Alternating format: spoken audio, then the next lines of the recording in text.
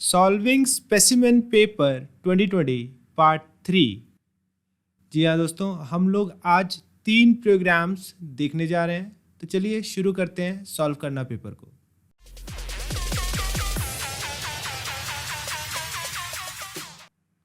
Hello everyone, welcome to programming perception.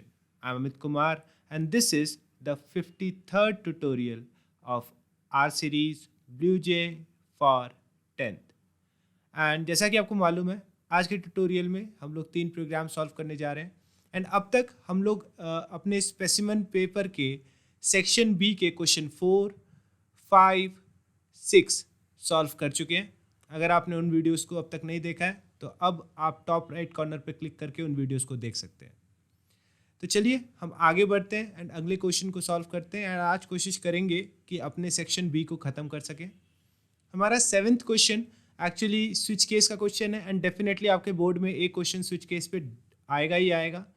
ये जो question पूछ रहा है, ये कह रहा है कि हमको प्रिंट करना है z की वैल्यू, जहाँ z की वैल्यू होगी x³ plus 0.5 into x divided by y, where x ranges from -10 to 10 with an increment of 2 and y remains constant at 5.5।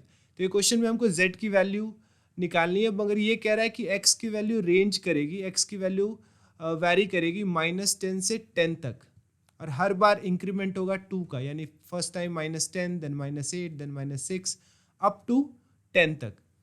And y की वैल्यू यहाँ कांस्टेंट है एंड वो है 5.5। एंड इस सिचुएशन में हमको z की वैल्यू कैलकुलेट करनी है, तो डेफिनेटली एक मैथमेटिकल लॉजिक है वहाँ पर। एंड दूसरा, एक फ्लॉयड्स ट्रायंगल हमको प्रिंट करना है। आमतौर पर इसमें एक कॉमन मिस्टेक हम लोग ये करते हैं कि हम लोग ये देख लेते हैं कि लाइन नंबर से शुरू हो रहा है। ऐसा होता नहीं है, ये सीरीज कंटिन्यूअस है। जैसा कि आप देखें 1, 2, 3, 4, 5, 6, 7, 8, 9, 10, 11, 12, 13, 14, 15।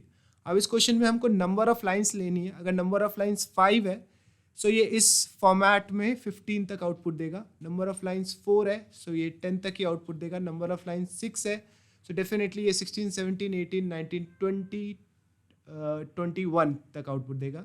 सो इस तरह से ये फ्लॉयड्स ट्रायंगल बनता है। तो ये हम पहले 7th क्वेश्चन को सॉल्व करते हैं, फिर आगे की बात करेंगे। सो मैंने समय को बचाने के लिए यहाँ पर कुछ पहले से टाइप करके रखा हुआ है। अपने स्विच केस को मैंने टाइप करके रखा हुआ है। एक मेन्यू प्रिंट किया जहाँ पे मैंने 1 और 2 प्रेस करने के लिए कहा है इक्विवेलेंट ऑप्शन के लिए, एंड यूज़र को उसकी चॉइस देने के लिए कहा है। एंड यूज़र की चॉइस मैंने एक्स वेरिएबल में एंटर कर ली है। इसको थोड़ा सा मीनिंगफुल नेम देते हैं, so it should be choice. Okay, and case 1, case 2 दो केस होंगे जिस पे हमको काम करना है। एंड केस एक डिफ़ॉल्ट है जो actually please choose correct option का काम करेगा। ठीक है, तो ऐसे केसेस में अगर हम लोग क्लास बनाएं एंड क्लास के थ्रू काम करें तो ज़्यादा बेटर होता है। तो इसी क्लास के अंदर अगर हम लोग मेथड्स बना करके काम करेंगे तो ज़्यादा बेटर होगा। लाइक दोनों के लिए अलग अलग काम करेंगे। सो सबसे पहले हम लोग एक नॉर्मल मेथड बना रहे हैं, एक स्टैटिक मेथड बना रहे हैं इनफैक्ट, ताकि हम उसको डायरेक्टली कॉल कर सकें। हम डिफरेंट मेथड्स नहीं बना रहे, ऑब्जेक्ट बनाने का काम नहीं करेंगे। एंड इसको हम करते हैं value of z, and in fact ये वैल्यू ऑफ z रिटर्न करेगा।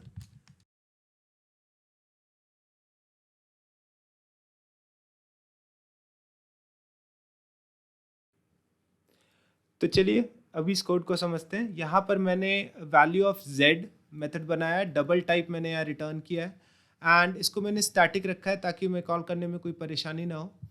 एंड यहाँ पर सम मैंने एक वेरिएबल बनाया है, इसको मैंने 0 से इनिशियलाइज किया है। एंड यहाँ पर एक लूप रन कर रहा है i -10 से लेकर के <=10 तक, एंड हर बार 2 का इंक्रीमेंट हो रहा है। एंड सम वेरिएबल के अंदर मैंने यहाँ शॉर्ट हैंड ऑपरेटर को यूज़ किया। अब आप यहाँ पे एक्सप्रेशन को देखिए। पहले मैंने x³ जो निकालना था उसके लिए math.pow i⁻³ प्लस 0.5 को मैंने मल्टीप्लाई किया x से। यहाँ i एक्चुअली x से रिजेंबल करना चाहिए, so I should have written x instead of i, मगर अब लिख दिया तो लिख दिया। नाउ इसको डिवाइड किया 5.5 से, एंड ये पूरा लूप रन करेगा। एंड देन आफ्टर हमारे पास सम वेरिएबल के अंदर इस पूरे एक्सप्रेशन का सम होगा। आप यहाँ पर एक कांस्टेंट वेरिएबल क्रिएट कर सकते हैं y, एंड यहाँ पे y मेंशन कर सकते हैं। हमको एक और मेथड बनाना है, एंड ये दूसरा मेथड एक्चुअली फ्लॉयड्स ट्रायंगल को प्रिंट करेगा। सो यहाँ पे कुछ आउटपुट हमको रिटर्न नहीं करना, एंड डेफिनेटली फ्लॉयड्स ट्रायंगल को प्रिंट करते वक्त हम, चलिए मैं कोड लिख दे रहा हूँ।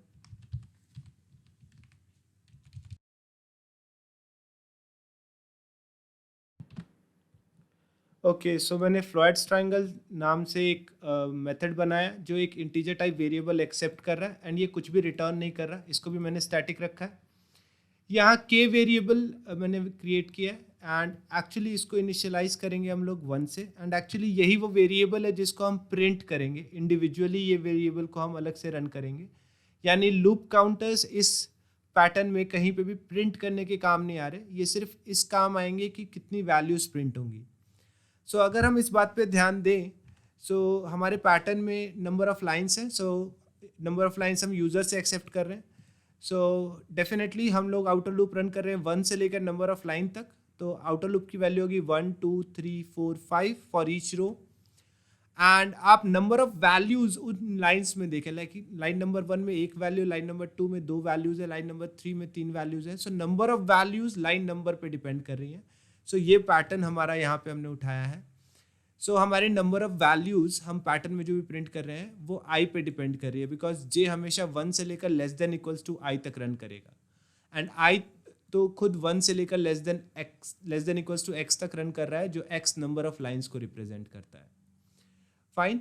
सो यहाँ पर अब हम लोगों ने एक प्रिंट एलन मेथड रखा है, क्योंकि हम सारी वैल्यू प्रिंट के साथ प्रिंट कर रहे हैं, वैल्यू प्रिंट कर रहे हैं, एंड वैल्यू प्रिंट करने के बाद हम लोग एक स्पेस दे रहे हैं, एंड उसी समय हम के की वैल्यू को इंक्रीमेंट कर रहे हैं। बच्चे गलती यही करते हैं, इस के की वैल्यू को इंक्रीमेंट करना भूल जाते हैं, या इस के को गलत इनिशियलाइज करते हैं, या फिर सबसे बड़ी मिस्टेक के को इनिशियलाइज ही नहीं करते हैं, के नाम से कोई वेरिएबल ही नहीं बनाते हैं। तो this is the most easiest logic. अगर आपके पास कोई इसके अलावा लॉजिक है तो डेफिनेटली नीचे कमेंट ज़रूर कीजिएगा।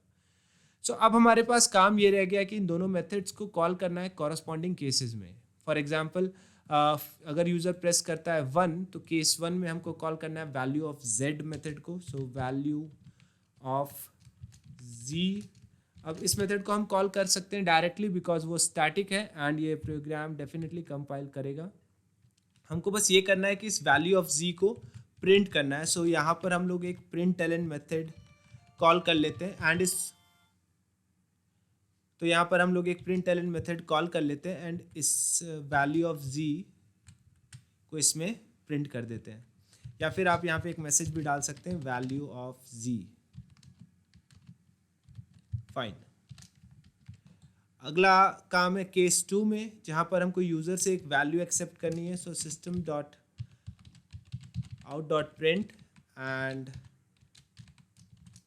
यहाँ पे हम वैल्यू ले लेते हैं, तो वैल्यू ऑफ z, एंड ये वैल्यू हम लोग एक्सेप्ट कर ले रहे हैं z वेरिएबल में। सो ओके, सॉरी,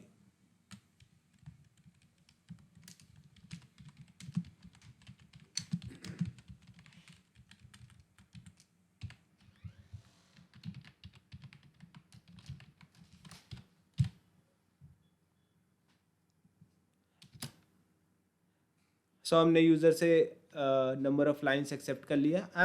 हम मेथड को कॉल करेंगे, हमारा मेथड कॉल होगा फ्लॉयड्स ट्रायंगल। सो ये फ्लॉयड्स ट्रायंगल मेथड कॉल करेंगे, एंड इसमें हम नंबर को पास कर देंगे, number of lines n, and ये कंपाइल कर गया definitely.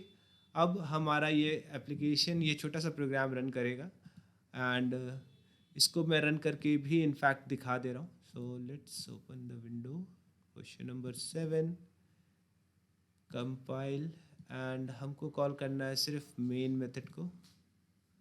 Okay, so press 1, and value of z काफ़ी बड़ी वैल्यू है डेफिनेटली। इसको फॉर्मेट करने का कुछ भी क्वेश्चन में नहीं कहा गया, तो हम ऐसा कुछ करेंगे भी नहीं, अदरवाइज़ हम इसको फॉर्मेटेड व्यू में भी देख सकते हैं। एंड अगर हम कॉल करते हैं मेन्यू 2 को, तो हमको नंबर ऑफ लाइंस करना पड़ेगा। सो 5, एंड ये फ्लॉयड्स ट्रायंगल प्रिंट कर रहा है। हम एक सैम्पल वैल्यू के साथ भी काम करते हैं, एक रैंडम वैल्यू के साथ भी। So let's enter a random value, let's suppose 8। Okay, so ये फ्लॉयड्स ट्रायंगल भी हमारा काम कर रहा है। सो ये हमारा क्वेश्चन नंबर 7 था। अब बात करते हैं क्वेश्चन नंबर 8 की। क्वेश्चन नंबर 8 में हमको एक डबल डायमेंशनल एरे बनाना है 4x4 का, एंड उसमें नंबर ऑफ एलिमेंट्स एंटर करने हैं यूज़र से, and sum of all elements को प्रिंट करना है। तो काफ़ी सिंपल एंड ईजी है। इसके अंदर मैंने इसलिए ज़्यादा काम नहीं किया, सिर्फ स्कैनर ऑब्जेक्ट बनाया एंड एक 2 डायमेंशनल एरे क्रिएट किया है। अब यूज़र से हमको 4x4 के लिए यानी कि 16 वैल्यूज़ एक्सेप्ट करनी पड़ेगी। सो मैं यहाँ पे एक मैसेज डाल दे रहा हूँ, एंड इनफैक्ट मैं पूरा कोड टाइप कर दे रहा हूँ, फिर मैं बात करता हूँ।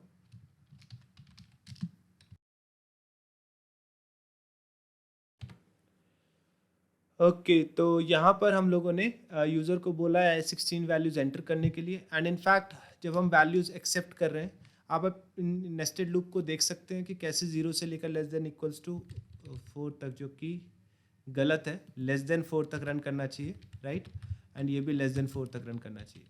फाइन, एंड यहाँ पर हम लोगों को एक मैसेज भी प्रिंट कर देना चाहिए यूज़र के लिए, एंटर वैल्यू। सो कभी कभी ये थोड़ा अनोइंग होता है, खासतौर पे ऐसे केसेस में, बट फिर भी चलिए।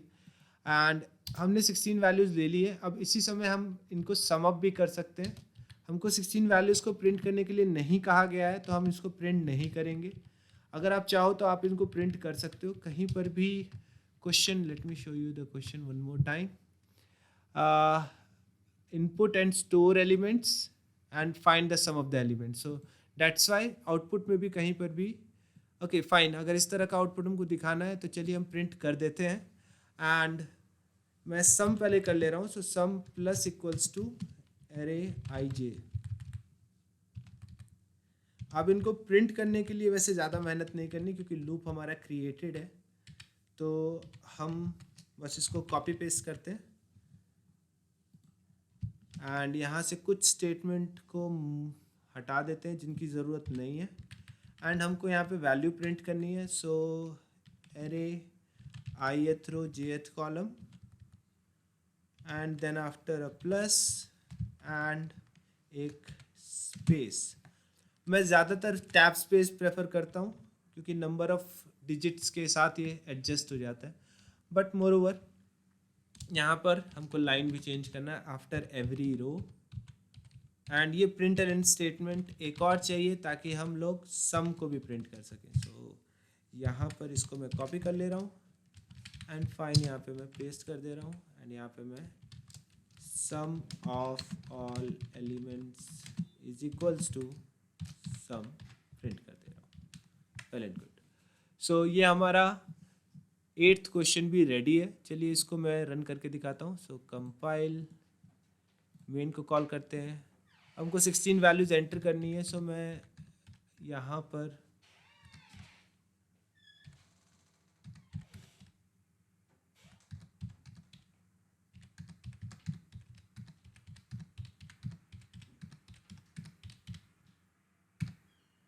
यहाँ पे मैंने 16 वैल्यूज़ एंटर की हैं, and you can see output आ रहा है 136।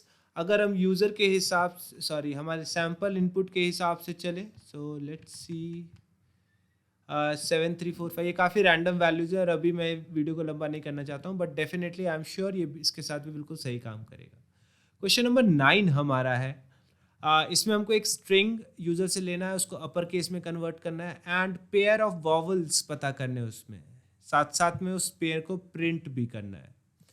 तो यहाँ पे मैं एक चीज़ आपको बता दूँ, जब हमको काउंट करने का काम करना होता है तब कोई प्रॉब्लम नहीं होती, क्योंकि सारा चीज़ हमको लूप के बाहर प्रिंट करना होता है, क्योंकि हमको फाइनल आउटपुट देना होता है। मगर अगर हमको इस तरह का कुछ आउटपुट देना है, राइट, पेयरिंग में, सो हमको लूप के अंदर आउटपुट देना होता है, एंड इसमें हमको थोड़ा सा ध्यान देना होता है। खैर, मैंने इस क्वेश्चन नंबर 9 के लिए प्रोग्राम यहाँ रेडी रखा है, जिसे मैंने यूज़र को बोला एंटर अ स्ट्रिंग या enter a text, right, and हमने ये टेक्स्ट इनपुट ले लिया है। हमने नेक्स्ट लाइन मेथड को कॉल किया है ताकि स्पेस के साथ वो एक सेंटेंस एंटर कर सके। मैंने दोनों साइड के एक्स्ट्रा स्पेसेस को ट्रिम किया है, एंड साथ ही साथ मैंने यहाँ पे अपर केस में भी कन्वर्ट कर दिया है। अब मुझे एक लूप रन करना है। डेफिनेटली मैं इस लूप को रन कर रहा हूँ, एंड फिर मैं बता रहा हूँ कि मैंने इस लूप में क्या किया है। ओके तो आप देख सकते हैं कि मैंने यहाँ पर एक लूप रन किया है जो i इज इक्वल्स टू 0 से लेकर less then text dot length -1 तक रन कर रहा है। अब ये मैंने क्यों किया है, यहाँ पर आप एक चीज़ को समझिए। मैंने यहाँ लूप के अंदर दो इंडेक्सेस को एक्सेस किया है टेक्स्ट के, एक तो ith इंडेक्स एंड एक i+1 इंडेक्स। अब ऐसी सिचुएशन में जब आप लूप के अंदर दो अलग अलग इंडेक्सेस को एक्सेस करते हैं and second index definitely current index के अगले इंडेक्स को एक्सेस कर रहा होता है, तो आपको ध्यान देना होता है कि आप लास्ट इंडेक्स तक रन ना करें, क्योंकि अगर आप लास्ट इंडेक्स को रन करेंगे तो डेफिनेटली वो लास्ट इंडेक्स +1 को एक्सेस करेगा एंड यहाँ पर एक्सेप्शन जनरेट होगा, index out of bounds exception. तो इस बात का ध्यान रखिएगा। खैर, हमने दो कैरेक्टर को गेट किया। अब यहाँ पर मैंने काम को आसान करने के लिए एक स्टैटिक बूलियन मेथड क्रिएट कर लिया है। ये लॉजिक को भी अलग कर रहा है। अब ये बूलियन मेथड क्या कर रहा है, कैरेक्टर एक्सेप्ट कर रहा है एंड रिटर्न कर रहा है कि वो गिवन कैरेक्टर एक वॉवल है कि नहीं। तो यहाँ पे मैं चेक कर रहा हूँ कि वो कैरेक्टर अगर इनमें से कोई भी वॉवल है तो वो ट्रू रिटर्न करे, अदरवाइज फॉल्स। एंड आप यहाँ ध्यान दीजिए, मैं सिर्फ अपर केस कैरेक्टर को चेक कर रहा हूँ क्योंकि यहाँ पर मैं अपर केस कैरेक्टर ही पास करूँगा। तो लूप के अंदर मैं ये चेक कर रहा हूँ कि दो कंजिक्यूटिव कैरेक्टर्स वॉवल है कि नहीं, राइट। अगर दो कंजिक्यूटिव कैरेक्टर्स वॉवल हैं तो मैं उनको प्रिंट कर दूंगा। एंड यहाँ पे मैं काउंट भी कर रहा हूँ साथ साथ, जिस काउंट वेरिएबल को मैंने लूप के बाहर क्रिएट किया है और इनिशियलाइज किया है 0 के साथ। अब इस लूप के बाद मैं यहाँ पर फाइनली प्रिंट कर रहा हूँ number of pair of vowels is equals to count. अब यहाँ दो बातें और ध्यान देने वाली है कि लूप से पहले मैंने प्रिंट किया है system.out.print मेथड के साथ पेयर ऑफ वॉवल्स। लूप के अंदर भी मैंने system.out.print मेथड को यूज़ किया है ताकि सब कुछ एक लाइन में बना रहे। इसीलिए मैं लूप के बाहर जब प्रिंट कर रहा हूँ तो सबसे पहले मैं \n एक स्केप सीक्वेंस का यूज़ कर रहा हूँ ताकि number of pair of vowels एक न्यू लाइन में प्रिंट हो। एंड यहाँ पे काउंट मेथड को मैंने काउंट वेरिएबल को मैंने प्रिंट कर दिया है जो फाइनल नंबर ऑफ वॉवल्स को प्रिंट करेगा। सो डेफिनेटली हमारा मेन मेथड यहाँ काम करेगा एंड हमारा 9th क्वेश्चन भी हम रन करने के लिए तैयार है। तो चलिए इसको कंपाइल करते हैं एंड फाइनली रन करते हैं। अब हम यहाँ पर अपना सैम्पल टेक्स्ट ही एंटर कर रहे हैं and that is a beautiful beauties. So let's copy दे। ओके, चलिए मैं इसको टाइप ही कर दे रहा हूँ। PDF से कॉपी करने में थोड़ा सा भी प्रॉब्लम होगा। सो beauty full beauties, fine. So you can see pair of vowels print कर रहा है, number of pair of vowels भी ये print कर रहा है sample input के साथ। and definitely अगर मैं कुछ और input करूँ तो भी ये काम करेगा। like मैं normal भी अपर केस में नहीं करता, like अपना ही नाम मैं इनपुट करता हूँ। आई डोंट थिंक कि इसमें कोई पेयर ऑफ वॉवल्स होंगे। सो पेयर ऑफ वॉवल्स एक भी नहीं है, so number of pair of vowels 0। So it will work and definitely आप ट्राई कर सकते हैं कुछ सैम्पल टेक्स्ट के साथ। और आज हमने इन तीनों क्वेश्चन को सॉल्व किया, क्वेश्चन नंबर 7, 8 एंड 9। अपने अगले पार्ट में हम लोग डेफिनेटली सेक्शन A को डील करने वाले हैं। तो मिलते हैं अपने अगले पार्ट में, तब तक के लिए thank you and happy programming.